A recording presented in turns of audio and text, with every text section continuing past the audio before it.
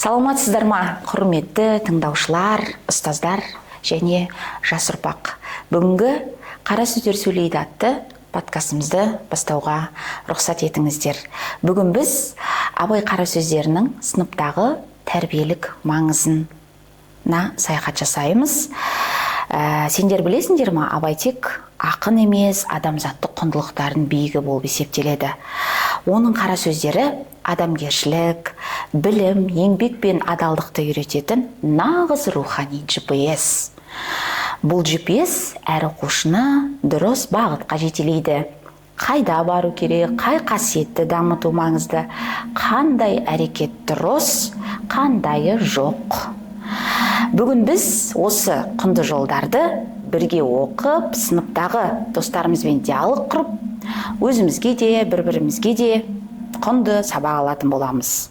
Біз адам болам десең, білімге ұмтыл деп айтқан Абайдың идеяларымен жаттығамыз.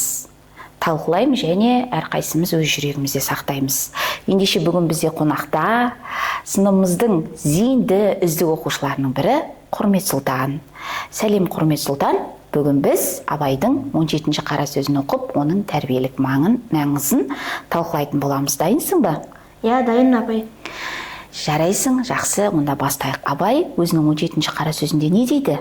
Абай өзінің 17-ші қара сөзінде адам болам десең, білімге ұмтыл деп үйретеді. Өйткені адам білімді болмаса надан. Ғылымсыз адам қоғамға пайданы тигізе алмайды.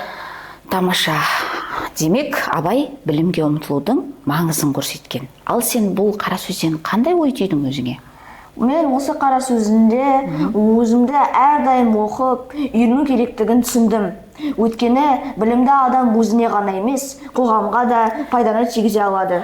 Жарайсың, өте дұрыс айтасың. Ендеше осы 17-ші қара сөзінде адамгершілікке қатысты ой бар ма, Құрмет Сұлтан? Иә, апай, Абайдың 17-ші қара сөзінде адамгершілік туралы ой бар. Абай адамгершілік туралы ақыл, жүк, қайратты үлестіріп қажеттілігін айтады. Ақыл ол дұрыс ойлау, жүрек мейірім мен адалдық, ал қайрат еңбек пен табандылық. Жақсы түсіндің деп ойлаймын, Құрмет Сұлтан. Енді осы қара сөздер оқу арқылы сыныптағы қарым-қатынасты қалай жақсартуға болады деп ойлайсың? Осы Абайдың қара сөзін оқып, біз бәріміз бір-бірімізге көмектесіп, адалдықты көрсетіп, сабаққа жауапкершілікпен қарауымыз керек. Яғни біз өз-өзімізді жетілдіреміз. Керемет. Яғни Абайдың қара сөздері тек қана білім туралы емес, адамгершілік пен тәрбие мектебі екендігінде көрсетеді. Солай емес пе, Құрмет Сұлтан? Иә, апай, мен де солай ойлаймын. Абайдың қара сөздері мені жақсы сабақты оқуды, білімге ұмтылуды және адалдық қасиетті өз-өзінде сақтауды үйретті. Өте жақсы, Құрмет Сұлтан.